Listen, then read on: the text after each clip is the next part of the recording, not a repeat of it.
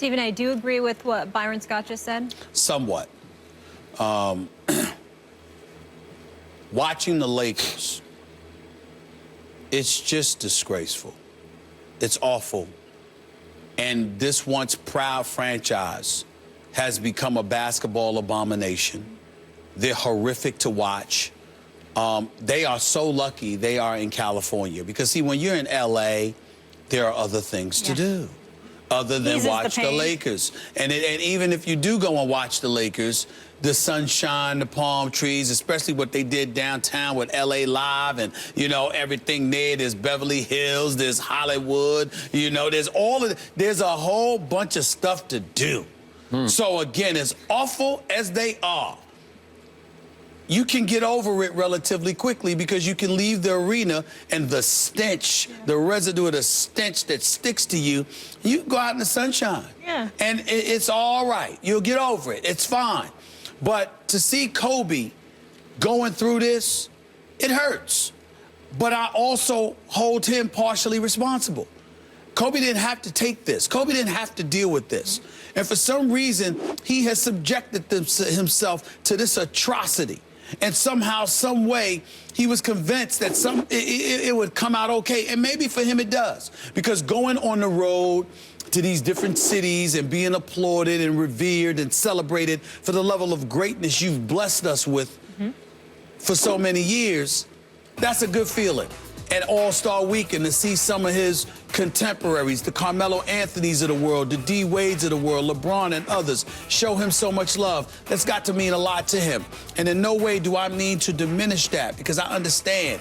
I can only imagine how important and how surreal and special that must feel.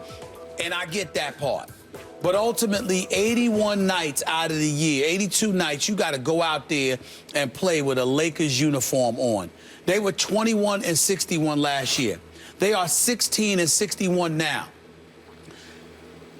If Jeannie Buss does not fire her brother the second this season is over, fans in Los Angeles should protest. They really should protest. They shouldn't go watch this team play. They shouldn't go and support this product because there's no excuse for the level of ineptitude that exists. Byron Scott is basically indicting some of the younger guys because of how hard they choose not to play. He's somewhat culpable for it.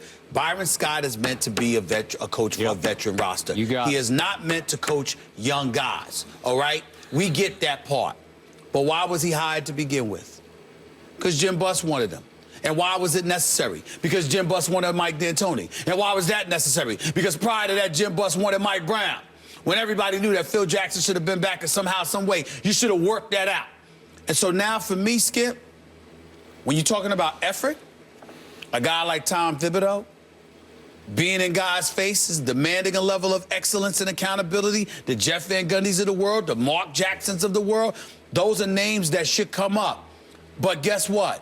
How many people are going to be interested in that job as long as Jim Buss is there? If Jeannie Buss, if you can't fire your brother, you should sell the team. Two of her other brothers would like him to do that. Okay? Yep. She's the holdout and Jim Buss to some degree. It's a travesty. I'll be there for Kobe's last game because that's my man. And he deserves to be celebrated. But this year has been so atrocious. They rode the coattails of Kobe Bryant to steal money from a Lakers fan base that they tried to sell like, okay, we're going to have a decent, respectable product, when they knew damn well that was not going to happen. They could easily be arrested for theft because they robbed Laker fans of their money by pretending they were attempting to put forth a decent basketball product when they knew better. It's a damn shame. It really is. Okay, I have to reemphasize one of your final points that you made. Byron Scott was not meant to coach younger players. That's my first point here. Yes. It's why I disagree with Byron Scott. In fact, I'm offended by what he did to his kids in this take that he had in defending Kobe Bryant. I'm sorry. Look, I know how much you love Kobe Bryant. I think you know how much I mightily respect the legacy of Kobe Bryant. I've told you repeatedly all through this endless basketball season for the Los Angeles Lakers and Kobe, how much it has hurt my eyes to have to watch him perform at this shell of himself level that he's winding down as. I can't watch it anymore. I don't watch it anymore. And I'm going to reiterate these stats just to drive this home. Okay. Kobe Bryant is dead last in the NBA in field goal percentage. Of 118 qualified players, he's 35.4%. That is, can I use your word? I'm going to borrow your phrase. That's a basketball atrocity in my eyes. Kobe shooting 35% from the field. Kobe Bryant from the three-point line is 28.2%. That's dead last of 106 qualified players. That is a basketball atrocity for my eyes to watch, and I don't watch it anymore. Kobe Bryant has missed 295 three-point shots. Meanwhile, Kobe Bryant on his Lakers team averages by far the most shots per game, 16.3, which is exactly what Kyrie Irving is averaging in Cleveland, 16.3 shot attempts per game. Next on the list, Jordan Clarkson is down at 13.9. Next is D'Angelo at 12, and then go down to Julius at 10.4. Okay. That's just wrong. And the problem with it is, as I keep saying, Kobe is like a solo globetrotter, except he's not playing against the Washington Generals. They're his teammates. I feel sorry for the kids having to play with him because every night is just a Kobe exhibition. Last night against the Clippers, he goes 2 for 12, 0 for 2 from 3. I mean, it's impossible to watch because I don't even think the people who love him on the other teams play that hard a defense on him anymore. It's just like, go ahead and shoot. They're kind of hoping it goes in because there's no threat they're going to lose to the Lakers, although the Lakers did beat Golden State, obviously. I'll acknowledge that it hurts me to say this, but Skip Bayless, I think that you're misconstruing what I'm saying. I'm not disagreeing with you. It is hard to watch Kobe. It is hard to watch Kobe this year.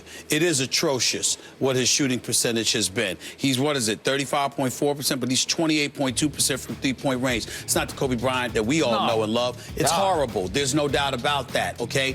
But where you and I part ways, where so many Kobe haters and I part ways, is they act like he has something to do with the product that's around him. The Lakers have had cap space. The Lakers have had opportunities to bring talent with them. I'm not saying that you were going to compete for a championship, but there is no excuse on God's green earth for the Los Angeles Lakers to have regressed to this level. And when you consider the dysfunctionality that has sifted through this organization like a virus, the fact that it has been taking place for years and it has been allowed to go on this long is what's really atrocious. When I think about the Lakers right now, they are 30th in the league in points. That's dead last. They are 30th in assists. That's dead last. They are 30th shooting the ball from two-point range. That's last. They are 30th, which is dead last, in shooting the ball from three-point range. So they're the worst team shooting from the field. They're the worst team shooting from three-point range. They're the worst in points scored, and they're the worst in assists. That's not Kobe. That's all of them. Yeah. It's him too, but it's all of them. And Kobe, the reason why I say you can extract him from that conversation is because, number one, we've seen what Kobe was in his day, number one. And number two, we know how smart he is as a basketball player and what he's capable of doing when you have some parts around him.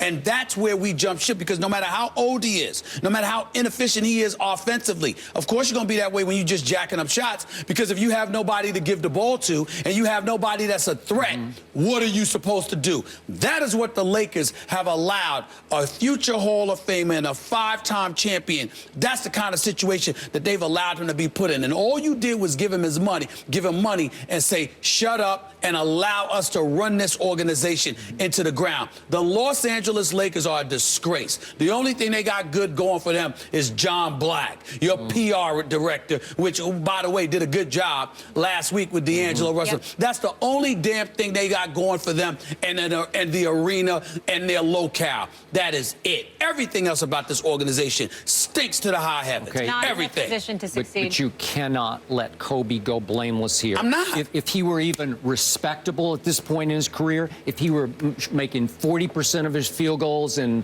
35% of his three-point shots, at least we'd be saying, well, at least Kobe's going out on a fairly high note, and he's not. Yeah, but what I'm saying to you, Skip, I'm sorry we're going on too long, but this is necessary. The point of the matter is, Skip, when you're old and Father Time has caught up to you, You know this coming into the season. You knew this coming in before, but this is what you surround him with.